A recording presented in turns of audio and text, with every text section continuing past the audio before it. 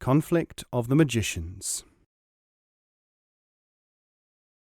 The magical conflict theme is found in the Arabian Nights and Germany in the collection of the Grimms, in Mongolia and Norway, in Gaelic, Danish, Welsh, Italian, and many other languages.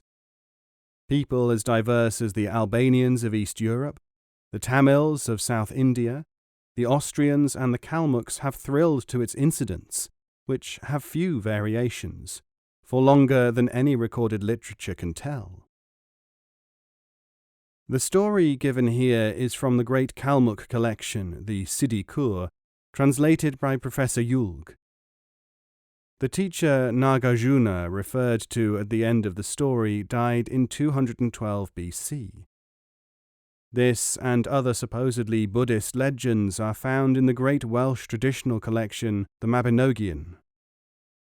In this version, the story is given as an account of Taliesin, the Welsh bard of the 6th century, in the library of Jesus College, Oxford, in the distinguished translation of Lady Charlotte Guest, believed to be the earliest European version.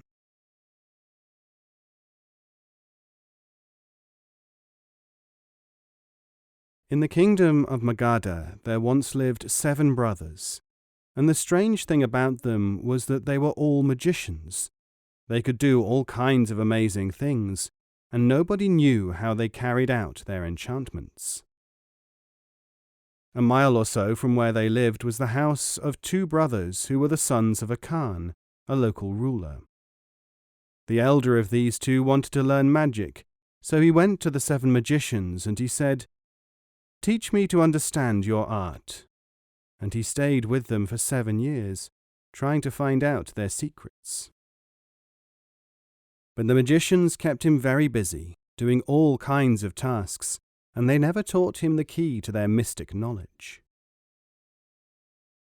One day, however, the younger brother came to visit him and, looking through a crack in the door into the room where the magicians were at work, managed to learn and to understand the whole of their magical science.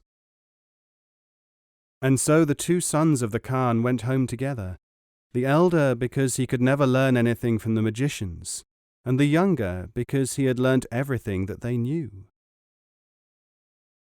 As they went along, the younger brother said, "Now that I have obtained all their secrets, the 7 magicians will probably want to do us some harm.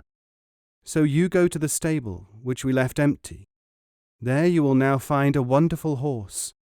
Put a bridle on him and lead him out to sell. Make sure that you do not go in the direction of the magicians. When you have sold him, bring back the money you have received."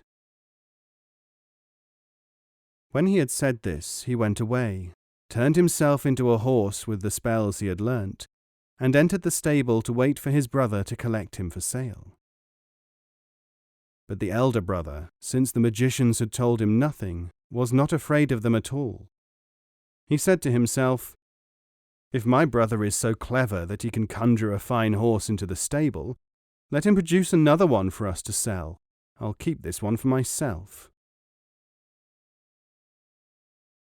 So he saddled and bridled the horse, but he found that he could not control him. Because he was not taking him to sell, and having forgotten to avoid the magician's house, he soon found that the animal had borne him away and was standing by the door of the house of the warlocks. The elder brother now decided that the best thing to do would be to sell the horse, and he offered it to the magicians at a high price. They realized that it was magical, and they said to one another, "We must prevent the spread of magical horses and things of that kind. Otherwise they will become too common, and people will not come to us to buy our wonders. Let us get this horse and kill it."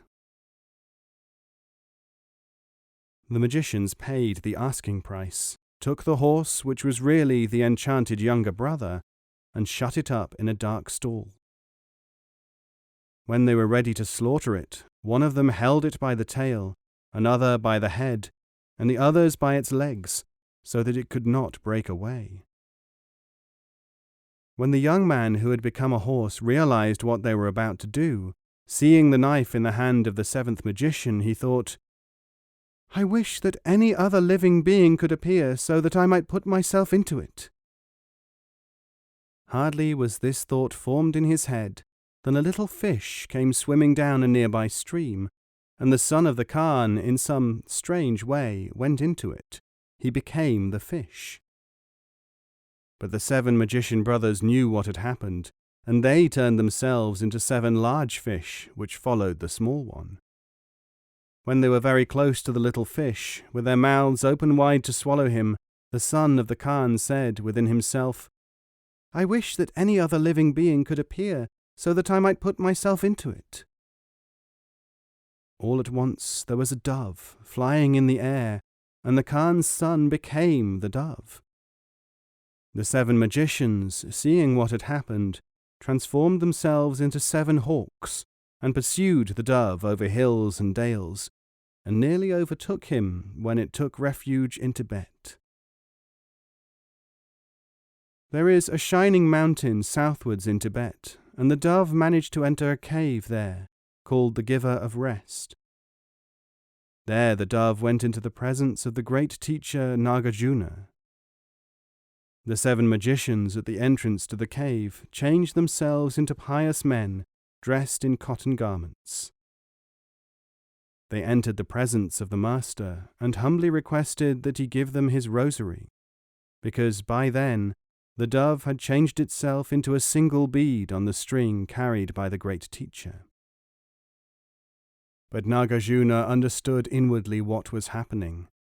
He handed them the chaplet, but not before he had taken off the single bead which was the dwelling of the son of the Khan.